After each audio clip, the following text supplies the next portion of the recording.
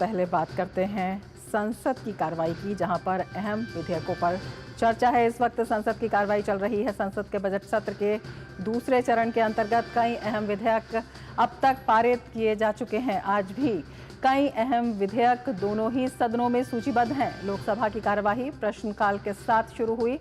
प्रश्नकाल के दौरान सड़क परिवहन और राजमार्ग मंत्रालय से राष्ट्रीय राजमार्गों को 4, 6 और 8 लेन का बनाने से जुड़ा सवाल पूछा गया। इस सवाल का जवाब सड़क परिवहन और राजमार्ग मंत्री नितिन गडकरी ने दिया। 2 लाख करोड़ के काम हम जम्मू कश्मीर में कर रहे हैं। 105 टनल बना रहे हैं और विशेष रूप से कश्मीर, उत्तराखंड, हिमाचल, नॉर्थ ईस्ट के लिए हमने NHIDCL करके NHI जैसी ऑर्गेनाइजेशन बनाई है और वो अब जम्मू कश्मीर में 105 टनल का काम हम कर रहे हैं। केवल जम्मू से श्रीनगर के उस पर 36 टनल कर रहे हैं। उसमें से करीब 22 टनल पूरी हुई है। जो जम्मू से श्रीनगर आने के लिए 8-8, 9-9 घंटे लगते थे, वो केवल अब 3, साढ़े 3 घंटे में हो जाएगा और कटरा से आकर डायरेक्ट दिल्ली तक पहुंच जाएंगे 6 घंटे में। प्रश्नकाल के दौरान जल शक्ति मंत्रालय से स्वच्छ भारत मिशन ग्रामीण से जुड़ा प्रश्न पूछा गया। इसके साथ ही लोकसभा में शून्यकाल के दौरान लोकहित से जुड़े मुद्दे उठाए गए। शून्यकाल में सपा सांसद ने अवधेश प्रसाद ने अनुसूचित जाति के उत्पीड़न का मुद्दा उठाया। लोकसभा में सूचीबद्ध विधेयकों की अगर बात की जाए तो आज अप्रवास और विदेशी विधेयक 2025 को चर्चा के बाद पारित किए जाने का प्रस्ताव किया जाएगा। साथ ही लोकसभा में गोवा राज्य विधानसभा के निर्वाचन क्षेत्रों में अनुसूचित जनजातियों के प्रतिनिधित्व का समायोजन विधेयक 2024 पर चर्चा को आगे बढ़ाया जाएगा। लोकसभा में आपदा प्रबंधन संशोधन विधेयक 2024 और रेलवे संशोधन विधेयक 2024 में राज्यसभा की ओर से किए गए बदलावों को भी पेश किया जाएगा। वहीं अगर राज्यसभा की बात करते हैं तो राज्यसभा की कार्रवाई की शुरुआत मंत्रियों के वक्तव्यों के साथ हुई। उसके बाद उच्च सदन में सांसदों ने लोकहित से जुड़े मुद्दों को उठाया। राज्यसभा में प्रश्नकाल के दौरान विभिन्न मंत्रालयों से जुड़े अहम सवाल पूछे गए। प्रश्नकाल के दौरान विदेश मंत्री एस जयशंकर ने श्रीलंका में बंद भारतीय मछुआरों की स्थिति के बारे में विस्तृत जानकारी दी। उन्होंने बताया कि मछुआरों की आर्थिक स्थिति सुधारने के लिए केंद्र सरकार की तरफ से 2 योजनाएं चलाई जा रही हैं।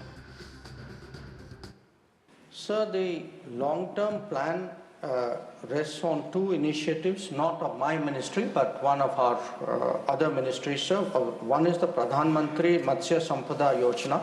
It has an allocation of 20,050 crores, and the purpose of it is to fit boats with transponders so that you don't have this inadvertent crossing, acquisition of boats, nets and training, to look at supporting deep sea fishing vessels and giving them equipment, and looking for alternatives, which is sea ranching of shrimps, seaweed and bivalve culture, new fish culture techniques, cage culture, cold chain technology. There is also, sir, a fund called Fisheries Aquaculture Infrastructure Development Fund, FIDF, which has an allocation of 7,522.48 crores. इसके साथ ही आज 2 विधेयक चर्चा और वापस लिए जाने के लिए पेश किए जाएंगे। उच्च सदन में विनियोग संख्या 3 विधेयक 2025 और वित्त विधेयक 2025 को विचार और वापस किए जाने के लिए पेश किया जाएगा। दोनों ही विधेयक वित्त मंत्री निर्मला सीतारमण पेश करेंगी।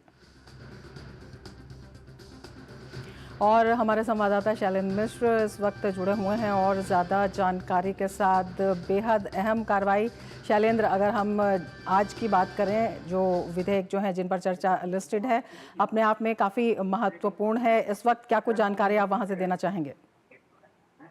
निश्चित तौर पर हम जानते हैं कि जब प्रश्नकाल खत्म होता है तब लोकसभा में शून्यकाल शुरू होता है, जिसमें लोक महत्व के मुद्दे उठाए जाते हैं। ये मौका होता है तमाम सांसदों को कि वो जनहित से जुड़े मुद्दे या अपने क्षेत्र से जुड़े मुद्दे उठा सके। इस वक्त कांग्रेस सांसद मनीष तिवारी लोकसभा में अपनी बात रख रहे हैं और हमने देखा कि राज्यसभा में शून्यकाल के बाद प्रश्नकाल में तमाम सवालों के जवाब 12 से 1 बजे तक दिए गए, जबकि प्रश्नकाल में लोकसभा में नितिन गडकरी केंद्रीय मंत्री या फिर नागर विमान मंत्री ने तमाम सवालों के जवाब दिए। तो बस दोनों संसद के दोनों सदन सुचारू रूप से चल रहे हैं। अहम बात यह है कि आम बजट जो पारित कराने की एक प्रक्रिया है वो हमने देख रहे हैं कि वो अब पूरी होती नजर आ रही है। जब लोकसभा वित्त विधेयक पहले ही पारित हो चुका है, यानी बजट लोकसभा से पारित हो चुका है, राज्यसभा में इसमें से चर्चा होती है और इसे वापस लौटा दिया जाता है, तब वो पूरी प्रक्रिया पूरी हो जाती है। तो वित्त विधेयक 2025 पर चर्चा होकर उस पर वित्त मंत्री जवाब देंगी राज्यसभा में, और फिर वो लोकसभा को वापस कर दिया जाएगा। तो ये बजट सत्र का जो दूसरा चरण है, उसमें सरकार की तरफ से सबसे प्रमुख एजेंडा यही होता है कि आम बजट पर वित्त विधेयक जो है उसमें दोनों सदनों में चर्चा हो और इसे संसद से पारित करा लिया जाए। बिल्कुल शैलेंद्र, इसी आप्रवास और विदेशी विधेयक पर भी सबकी नजर बनी हुई है, पारित हो सकता है, क्या कुछ खास है इसमें? बिल्कुल, हम जानते हैं कि विधेयक पहले ही लोकसभा में पेश किया जा चुका है। लोकसभा में आज देखें, दो ऐसे विधेयक हैं जो पारित हो गए थे लोकसभा से, लेकिन राज्यसभा ने उसमें कुछ संशोधन किए हैं। रेलवे संशोधन विधेयक हो या फिर एक और अन्य जो आपदा प्रबंधन से जुड़ा विधेयक है, तो उनमें उन संशोधनों पर चर्चा होकर फिर से उन संशोधनों को पारित करा लिया जाएगा। और उसके बाद ये जो इमिग्रेशन से जुड़ा बहुत महत्वपूर्ण विधेयक है, उस पर चर्चा होगी। अब ये आज पारित होगा या फिर कल इसे पारित कराया जाएगा, ये देखने वाली बात होगी। लेकिन एक महत्वपूर्ण चर्चा इस पर आज चर्चा और विचार पारित कराने के लिए विधेयक रखा जाएगा। गृह मंत्री अमित शाह का जवाब संभावित है और उसके बाद ये विधेयक लोकसभा से पारित हो जाएगा। तो ये महत्वपूर्ण इसलिए है क्योंकि तमाम बदलावों को प्रस्तावित किया गया है इमिग्रेशन नीति में, कि किस तरह से जो विदेशियों की आवाजाही है या भारत में जो रुकते हैं उनके लिए पंजीकरण अनिवार्य है, या फिर वो कहीं पर शैक्षणिक संस्थान या फिर अस्पताल में इलाज के लिए या किसी लॉज में होटल में रहते हैं, तो उसको उन होटल लॉज या शैक्षणिक संस्थान या अस्पताल को जानकारी देनी होगी कि उनके यहाँ विदेशी रुके हुए हैं। इस तरह के तमाम बदलाव इसमें हैं। और जो पुराने बिल हैं उनमें एक तरह से उनको एकीकृत भी किया जा रहा है। तो ये बहुत प्रभावी हो जाएगा जो इमिग्रेशन ब्यूरो है और जो हम एक ट्रैकिंग व्यवस्था। बिल्कुल शैलेंद्र, कहने का मतलब यह है कि सरकार को जो है काफ़ी अधिक शक्तियां मिल जाएंगी। घुसपैठ के खिलाफ अगर हम बात करते हैं, अपने आप में काफ़ी अहम हो जाता है। आप नज़र बनाए रखिए। फिलहाल शुक्रिया पूरी जानकारी के लिए। आगे बढ़ेंगे, बात करेंगे हम झारखंड की। झारखंड की अगर हम बात करें तो